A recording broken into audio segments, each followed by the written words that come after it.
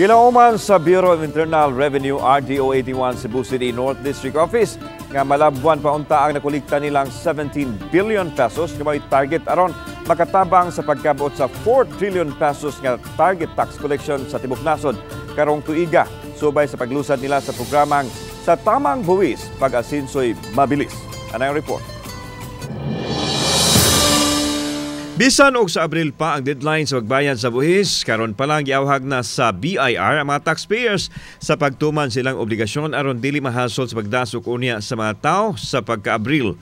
Gawas sa linawas nga pag-file, mamahimo sab nga ipaagi sa electronic filing. Gani adunay ilusan ang BIR diin didto na mo file ang mga magbubuhis nga tabangan usab sa BIR staff aron mas mapasayon ang serbisyo. Nag-start na tayo ng January, tumatanggap na tayo ng mga tax returns para sa taong 2023. Now, we are encouraging yung taxpayer, mas maagang magbayad, mas madali kayong makakatapos ng pagpapile at hindi tayo aabot doon sa napakahabang pila. Paspas actually kini nga BIR.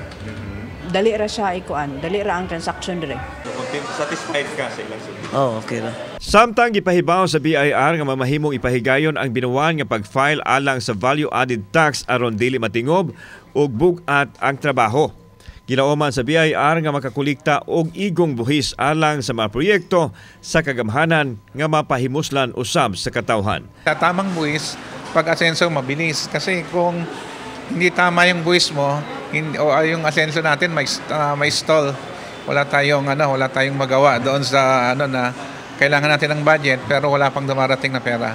Kauban si Clufer Lumayag, ako si Alan Domingo. Balitag Bisdak.